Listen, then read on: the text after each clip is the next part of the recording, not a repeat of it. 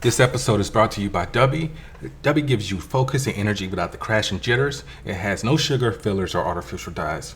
Mix one packet or scoop into 8 or 12 ounces of water. Stir or shake well. Some powderiness is normal, and it has all the important vitamins. So this has vitamin C, B3, B6, and B12. And it's made from coffee fruit extract. So drink it and go conquer a task. And go to Debbie.gg and use my promo code AngryBlerd10 at checkout to save 10% on your order. That's Dubby.gg with promo code AngryBlerd10.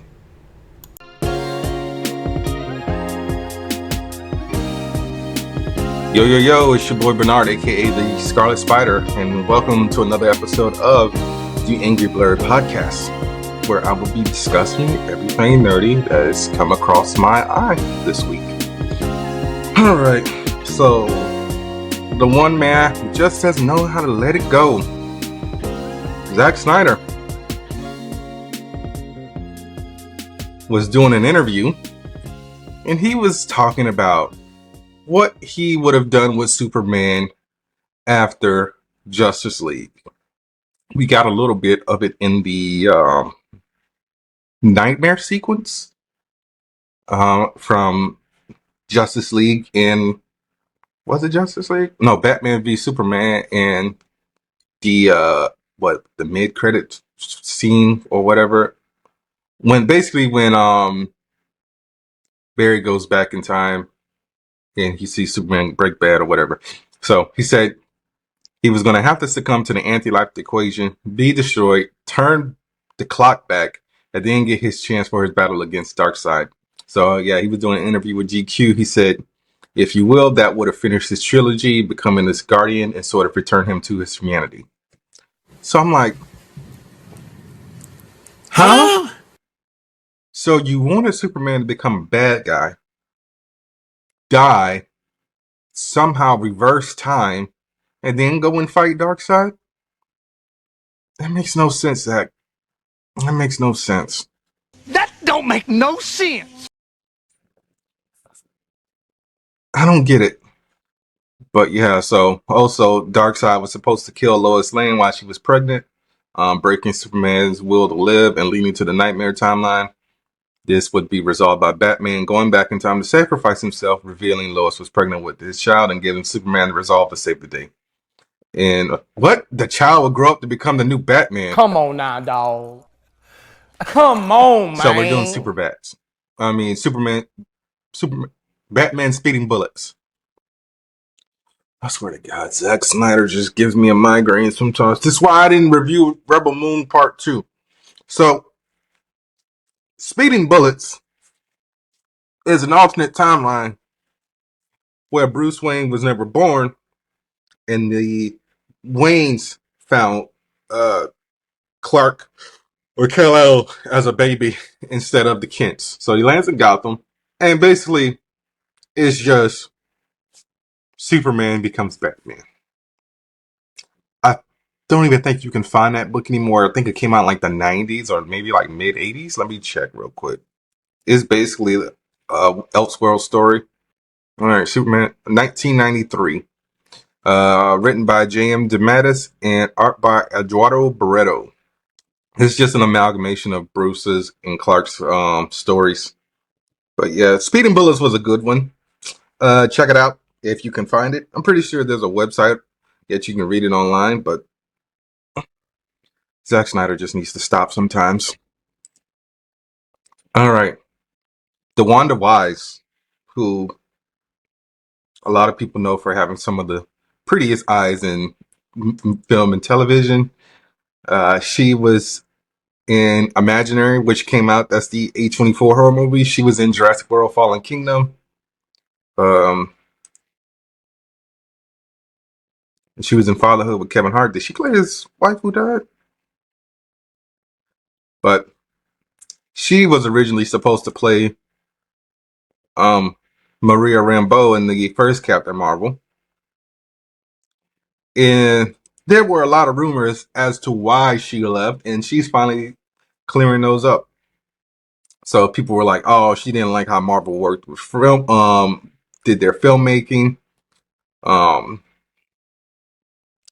but she just flat out confirmed that was not the case. It's funny how people like to make up fake news, but no, it was just a scheduling conflict because at the time of the filming of Captain Marvel, she was doing She's Gotta Have It on Netflix, which is the Spike Lee show based off the movie he wrote in the 80s, I want to say. But yeah, she said she wanted to do both, but she couldn't be in two places at once, unfortunately. But she says she would like to return to Marvel at one point. People want her to play Storm. I mean, have y'all seen DeWanda Wise?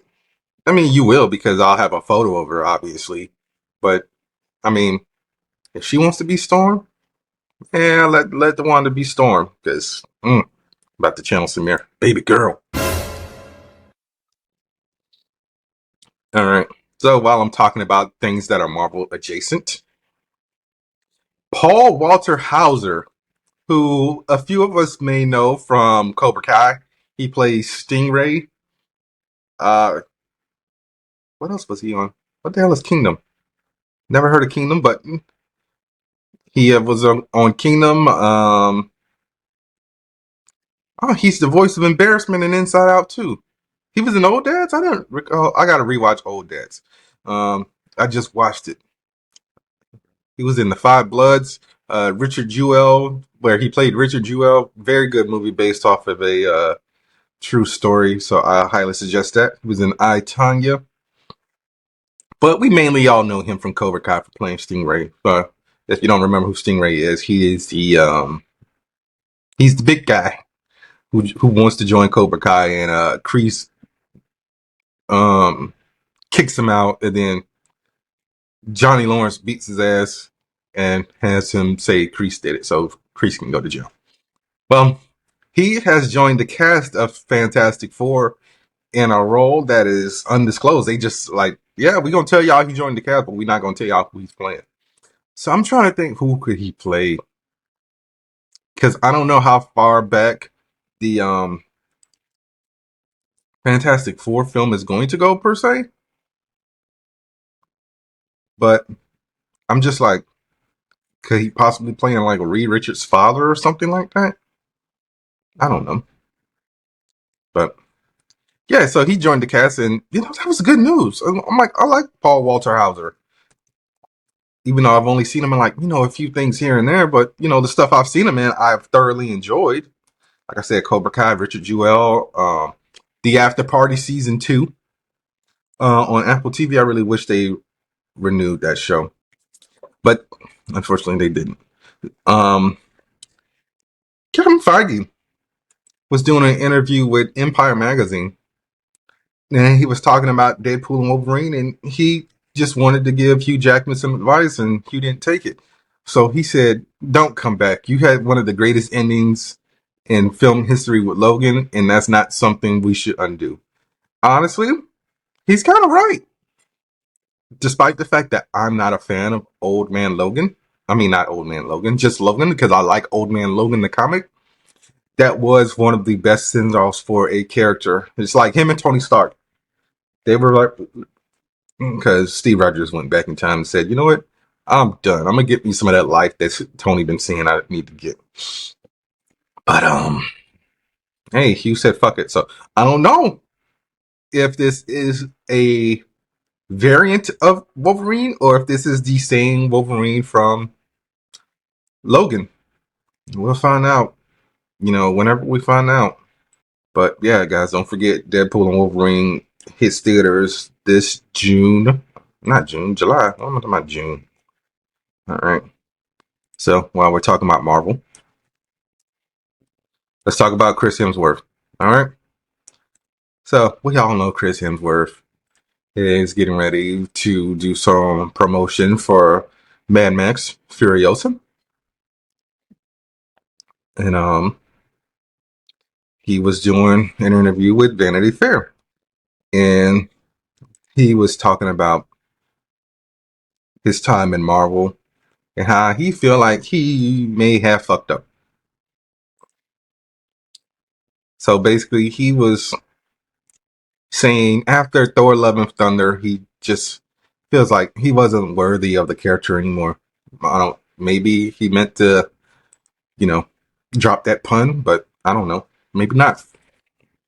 And he really just felt like, at this point, Marvel should just replace me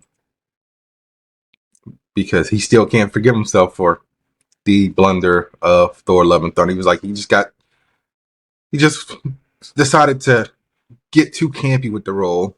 And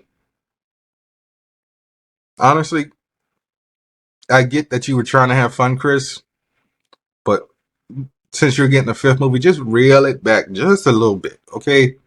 You can still have fun with the role, but like kind of keep it in the level of where Thor Ragnarok was, because Love and Thunder was just a bit too much. And Robert Downey Jr. spoke out on that. He was doing an interview with comicbook.com, and he said, "Nah, Hemsworth, you are not replaceable." So he said, in my opinion, um, Thor has the most perplexed psyche out of all us Avengers. He's got wit and gravitas. He also has such restraint, fire, and gentlemanliness.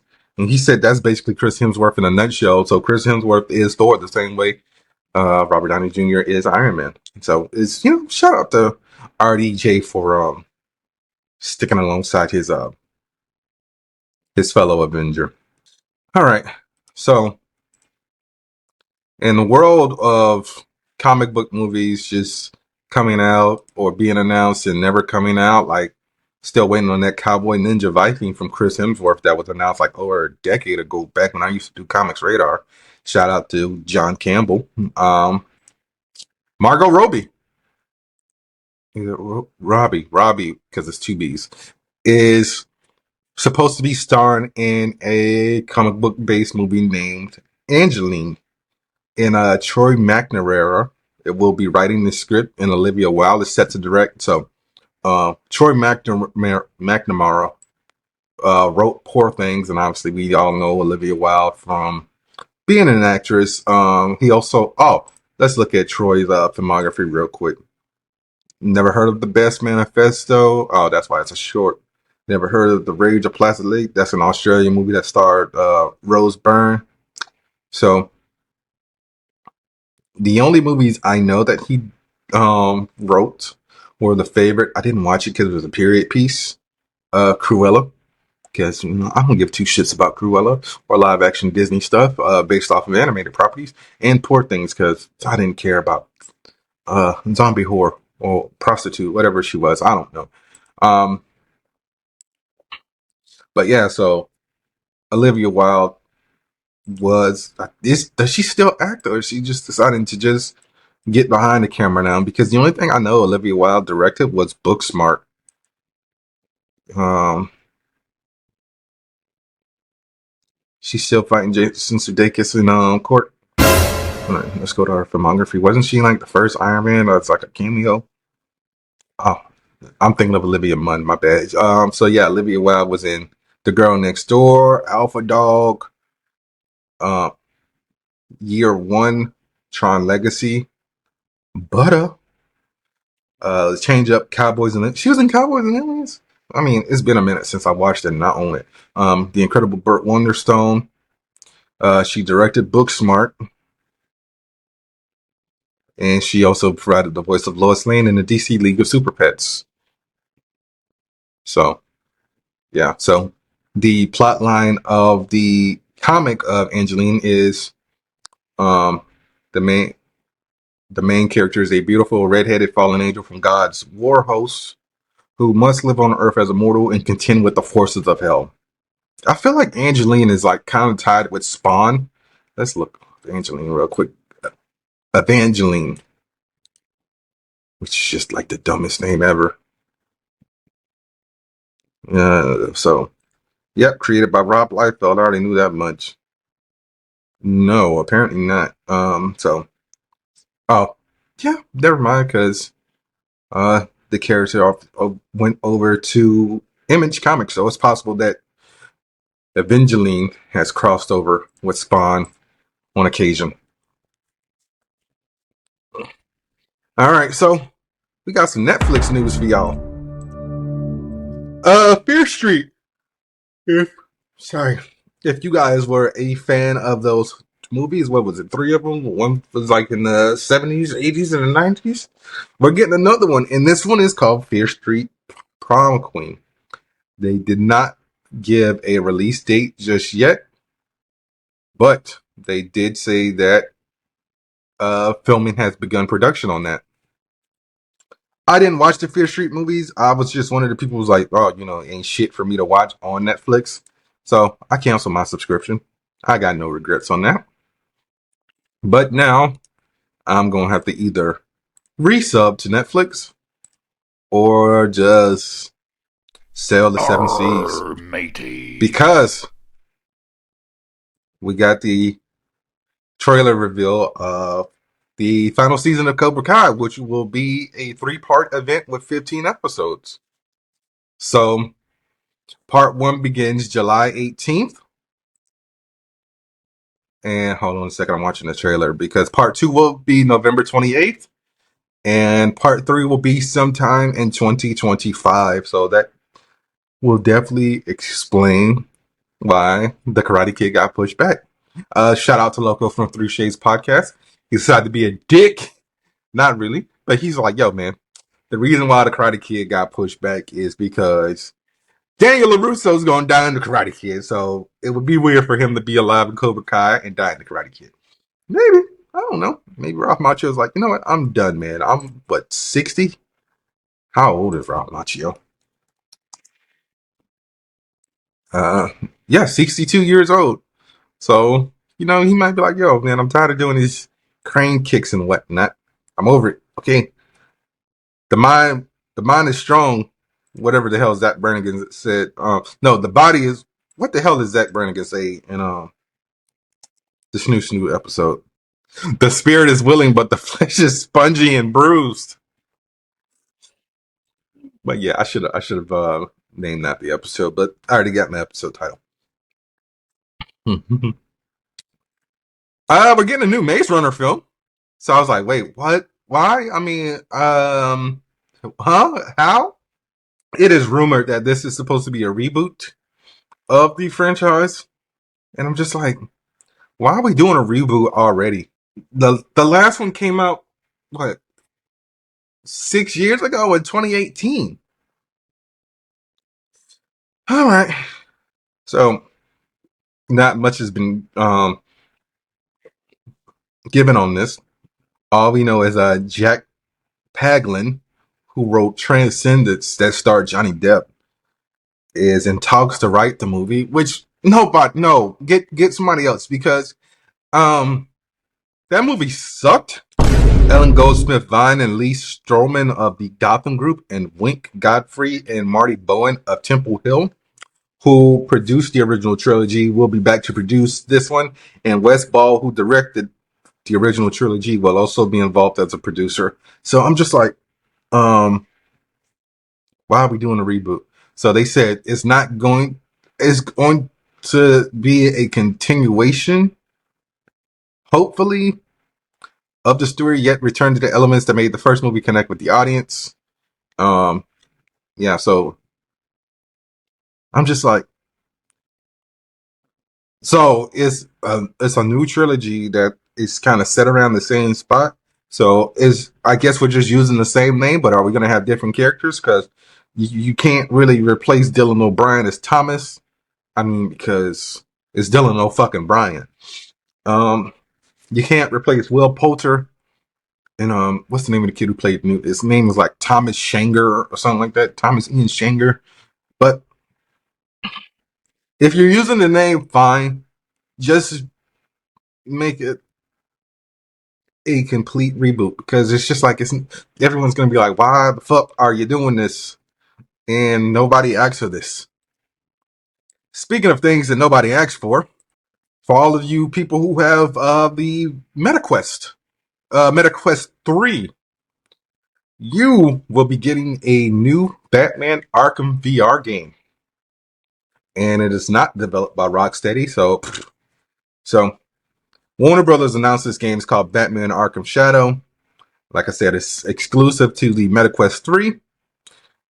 and it is developed by Camouflage, who are the people who made the Iron Man VR game, and Oculus Studios.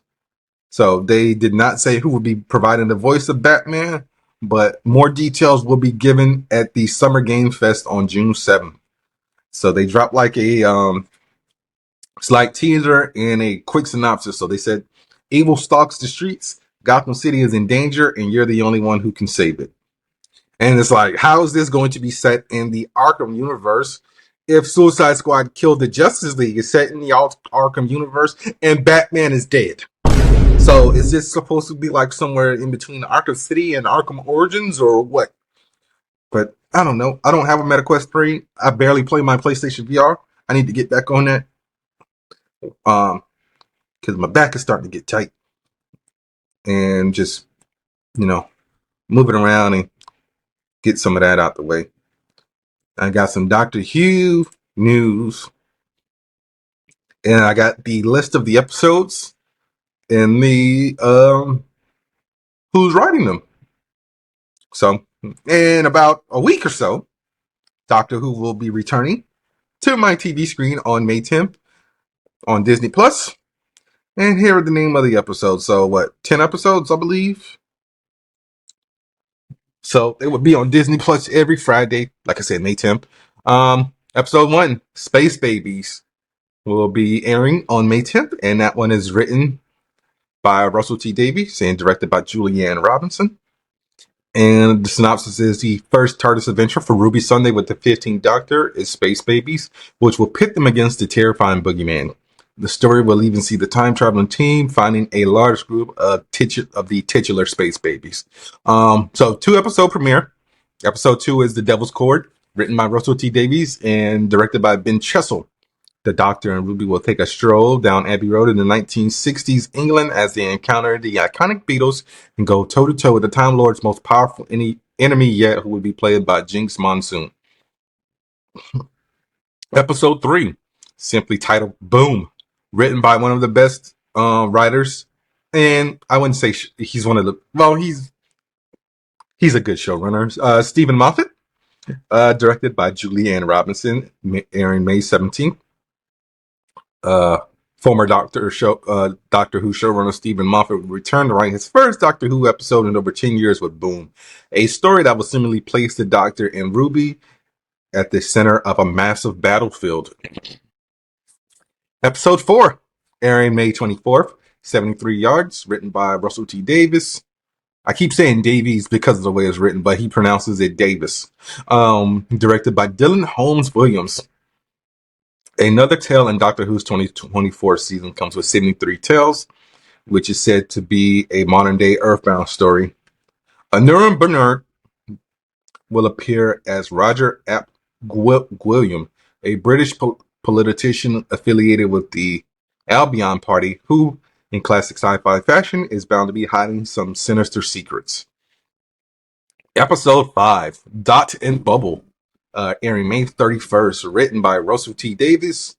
See, I'm doing it again. Directed by Dylan Holmes Williams. The Doctor's next and Ruby's next adventure is Dot and Bubble, which will similarly throw them in an encounter with giant alien slugs. Episode 6, Rogue, written by Kate Herron and Bryony Redmond, directed by Ben Chessel. So Loki director Kate Herron will team up with Bryony Redmond to write Rogue, a tale set in England in the Bridgerton-esque era. The story will include a mysterious character played by Jonathan Groff amid a warning to beware the Duchess, who will be played by Obi-Wan Kenobi's Andara Varma. All right. Episode 7, The Legend of Ruby Sunday, airing June 17th, written by Russell T Davies, director Jamie Donahue. This will actually reveal why Ruby's mom gave her up, apparently. And this is part 1 of a 2-part finale. And, well, this will lead into the first half of the 2-part season finale. Episode 8, Empire of Death, airs June 21st, written by Russell T Davies, director Jamie Donahue again.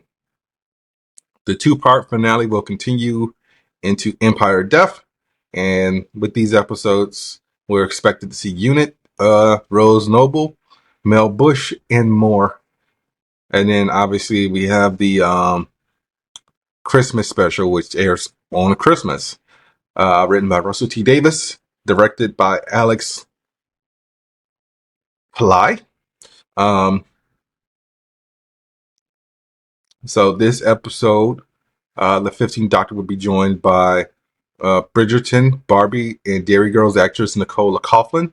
The story details are very vague since this is a Christmas episode, and they don't usually like to spoil the Christmas episodes. But yeah, I mean, why did they say 10 episodes when that's 9? I guess they're involving Shooty's first Christmas special from 2023 as part of the season. So yeah, like I said, can't wait. May 10th, next week, I'll be there, sitting down, watching Doctor Who. Alright, so I'm going to get into my review of Knuckles. Alright, I'm not going to do a breakdown by breakdown episode, an episode by episode breakdown. Don't know why I said it like that, but basically, premise of Knuckles is, while struggling to adjust to life on Earth, Knuckles the Echidna takes on Deputy Sheriff Wade Whipple as his apprentice, training him in the ways of the Echidna warrior to help him prepare for a bowling tournament in Reno, where his estranged father will be competing. During the journey, Wade is reunited with his mother and sister, while Knuckles is pursued by a former agent of Dr. Robotnik, who now seeks the Echidna's power for himself. So, I am very glad that this was done as a miniseries and not a movie. And that's mainly because this is more of a Wade story than it is a Knuckles story. Like the first 3 episodes, more or less, is all about Knuckles. But once you hit episode 4, you rarely see Knuckles. You see him like once, and like I think like the beginning. You see him like towards the end of episode 5, and obviously episode 6, you got your big boss fight. So he's more involved in that episode. I get it. I mean, they even made a joke. They did the Invincible joke kind of. It's like, yo, we're just gonna do this cheap budget, low budget musical to save on money. Well, they didn't say to save on money, but you know, it was obviously done to save on money. So it stars Idris Elba as Knuckles, Adam Paley as Wade Whipple, Julian Barnett as Jack Sinclair, Christopher Lloyd as the voice of Pachacamac, Rory McCann as the buyer, who is the former Robotnik ally. A lot of people may know him from a little show that was on HBO called Game of Thrones. He was the Hound. Kid Cudi as Mason. Ellie Tyler as Willoughby, and they are both corrupt gun agents working for the buyer. Stockard Channing, aka Rizzo, as Wendy Whipple, Wade's mother, Edie Patterson, who I know from The Righteous Gemstones, Knives Out, and vice principals as Wanda Whipple, Carrie Eulis, who we all know as Wesley from The Princess Bride, Robin Hood, and Robin Hood Men in Tights. Despero, for all the Psych fans, shout out to us.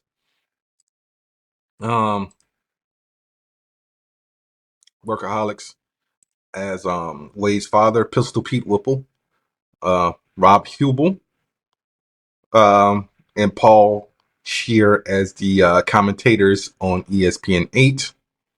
And we did get a quick cameo from Colleen Shaughnessy returning as Tails, Ben Schwartz returning as Sonic, and Tika Sumpter returning as Maddie Wachowski. So, like I said, the show was good, but obviously it like kind of hit like a slump with episodes like 4 and 5, because it's like, the show's called Knuckles, it's not called Wade.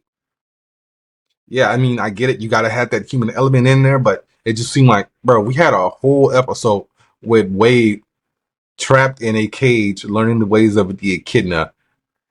And it was funny, but I just felt like, oh my God, we could have done something else. But like I said, the show was all right. It's on Paramount Plus, and if you guys want to subscribe there, actually, they have a promo because season 6, part 2 of The Shy is coming out, where you get it for like 3 months for like $5 or something like that. Man, Paramount Plus is really struggling if they're doing that. But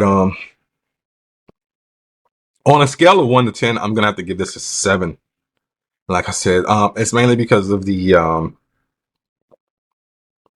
4 and 5. Like I even liked episode 3, which was the Shabbat dinner where Wade and Knuckles go to his mom's house, and Knuckles basically becomes Jewish. But I will say I'm glad that they gave Knuckles his cowboy hat. It was weird to see Knuckles ride a motorcycle because Knuckles is like all of like 3 feet tall, I believe. So how's he reaching the pedals? But yeah, so there's that.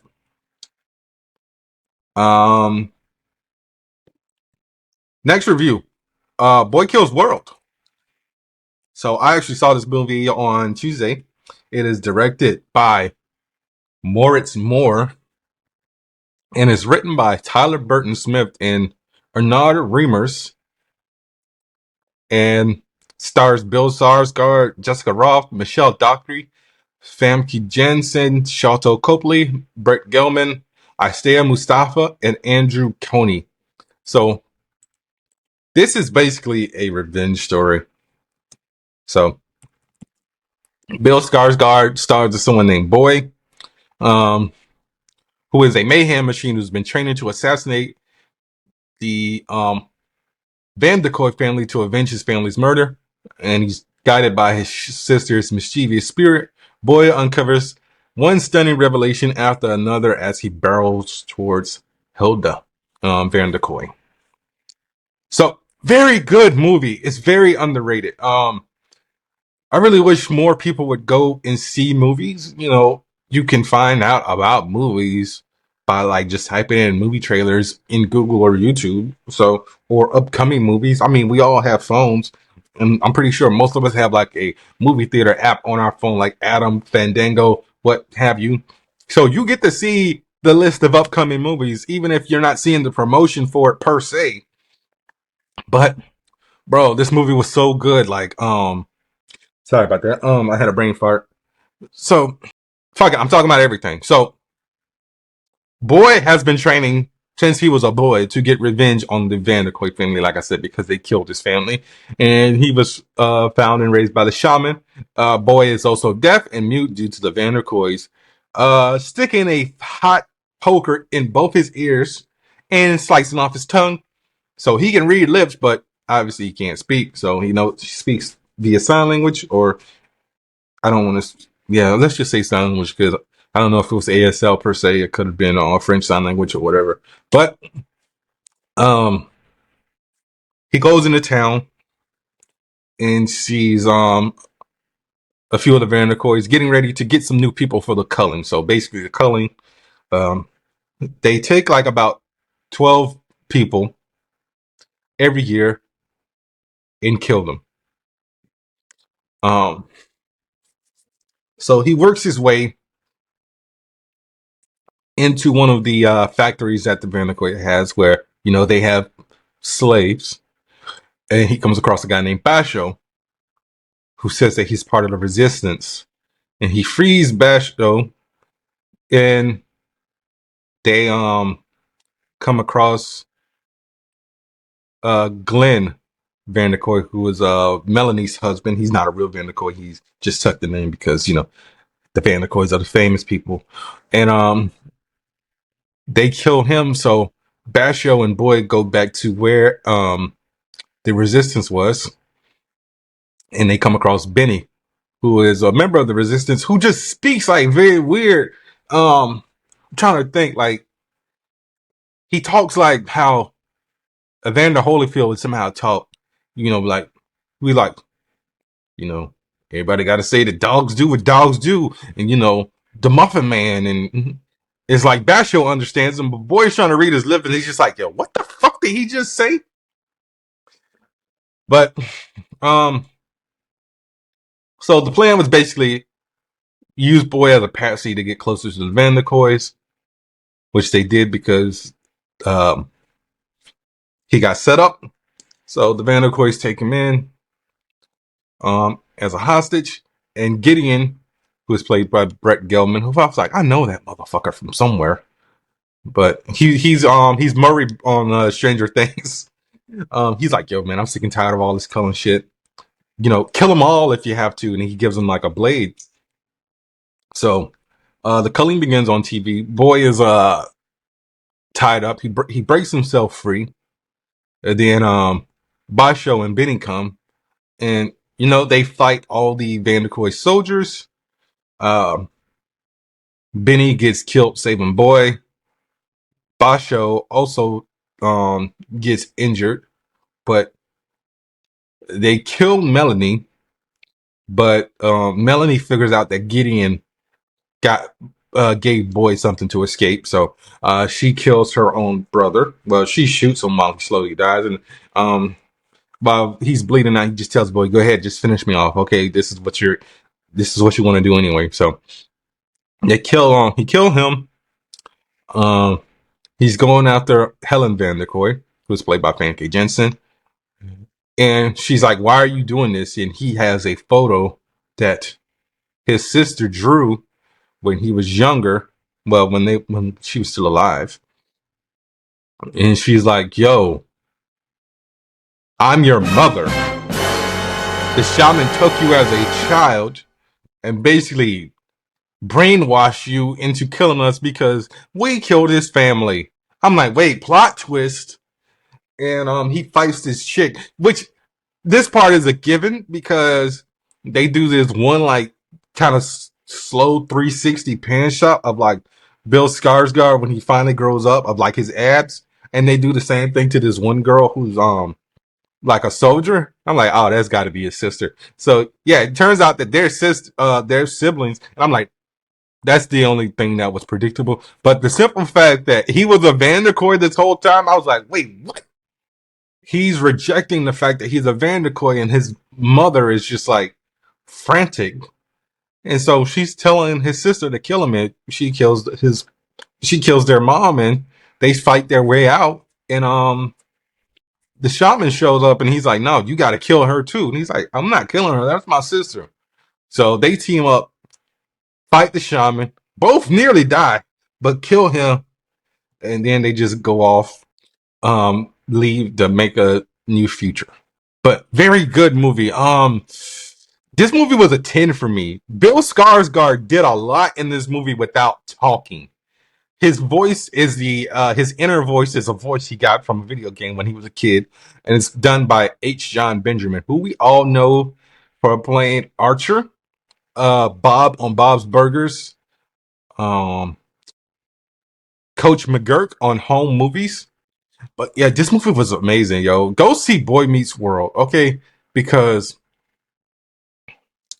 this movie came out the same weekend as Challengers, and it's like, yo, come on, man. More people went to go see Challengers than this movie. Challengers made $34.6 million, while Boy Kills World only made 2.4. Please go see this movie, because y'all be saying ain't shit out, but you don't look for it, okay? You know what? I'm done. With the whole "there's no movies out" conversation, because there are movies out. You just don't look for them. All right. Let's get into this episode of X-Men Tolerance is Extinction. Hold on. Where is my note? All right. So, Tolerance is Extinction Part 1, directed by Chase Connolly, written by Bo DeMaio. He said it's pronounced DeMaio, and written by Anthony Satti. So, Cable informs the X-Men about the dystopian future where he comes from, where mutants have been enslaved to build a better world for Bastion and the humans. Despite his best efforts, Cable fails to avert the Genosha disaster because it is a fixed point in time that can't be changed. Cable, Scott, and Jean visit Bastion's mother, and they find out that the villain was conceived by a father who was infected by the techno-organic virus, thus creating Bastion, who is part Sentinel, part human. So Bastion sets off his Prime Sentinel androids, and they attack the X-Men. And Dr. Valerie Cooper finally, shows up, and she is not Mystique, and she realizes she has a change of heart, and she frees Magneto, and Magneto flies to the North Pole because that is the highest point of magnetism in the world and shuts down all sentinels and everything in the world.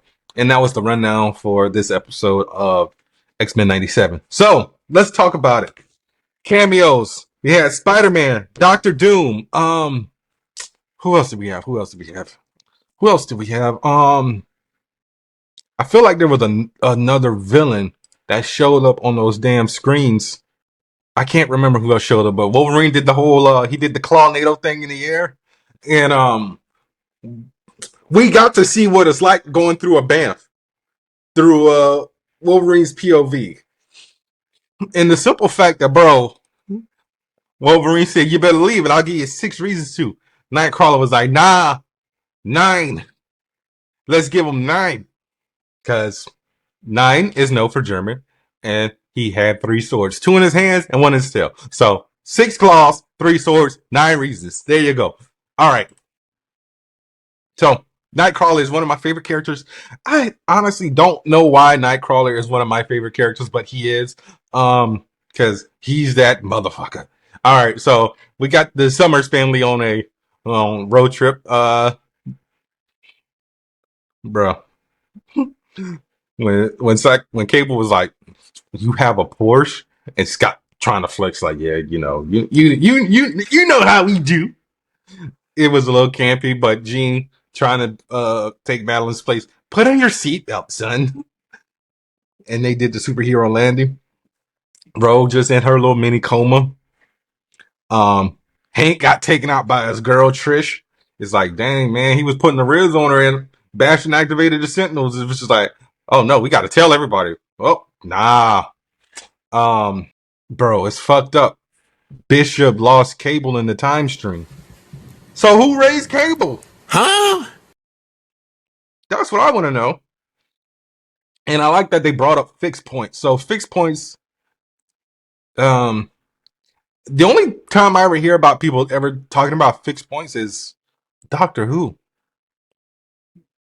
So it was nice for, X-Men to reference a fixed point. So a fixed point is something that is meant to happen in history that cannot be averted in any way, shape, or form. Even if you do try to change the outcome, it's going to happen regardless. Perfect example of this: Terminator franchise. And despite the fact that we don't like Terminator Rise of the Machines, they broke it down very eloquently. You didn't stop Judgment Day, you just prevented it at this moment in time. So they gave John Connor a few more years to get older and, become the grizzled soldier that he becomes. Doctor Who, there was an episode me and Samir reviewed called The Waters of Mars, where the Doctor breaks down fixed points. It's like, all y'all are supposed to die, and there's really nothing I can do to change it. But it depends on fixed points. Like, some things you can change, but some things you can't. So maybe Cable will go back in time and possibly stop Gambit from sacrificing himself. I don't know. Maybe Gambit's just completely dead. They're all. I'm just gonna stick to the fact that Madeline's dead, Sebastian Shaw's dead, Banshee's dead, Marrow's dead, Callisto's dead. Who else did they show? Leech is dead. All the Morlocks that were with Magneto are dead. But yeah. So got the cameo from Spider-Man. Yo, fucking Charles Xavier. I hope I'm not too late. Yeah, do you not see the mansion on fire, my dude? It's like, now you got your little cybernetic suit so you can walk around, but I'm pretty sure that's gonna get damaged because in the trailer that they showed to showcase the series, he dusts off his chair. Oh, Roberto, your mom's a bitch. Bro, how you getting chased down by Prime Sentinels? You fly in through the party that your mother's throwing. You say, hey, Mom, these robots are trying to kill me. And they say, we would never harm mutants. And you fall for it like a sucker. keep in mind, I know what you're doing because you didn't want him to, you know, announce to the world that he was a mutant in the last episode. So you're like, why don't you just go with these nice people? It's like, yo, you just really screwed yourself out of a son with that one. Bro, I love this episode. Oh, that's what it was. It was Baron Zemo. Who you saw. And keep in mind,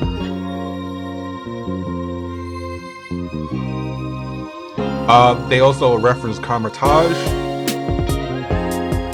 But bro, this episode was so damn good. I mean, I really got no bad notes to say about this one. But yo, 2 more episodes and then we're done. So speaking of done, I'm done. So guys, this is Bernard, aka the Scarlet Spider, and that was another episode of the Angry Blerd podcast. Be sure to rate, review, subscribe, tell a friend to tell a friend. Next week, episode 9, Tolerance is Extinction Part 2 review and The Fall Guy. So I will see y'all next week. Go to w.gg, use my promo code AngryBlerd10 at checkout to save 10% on your order. Peace.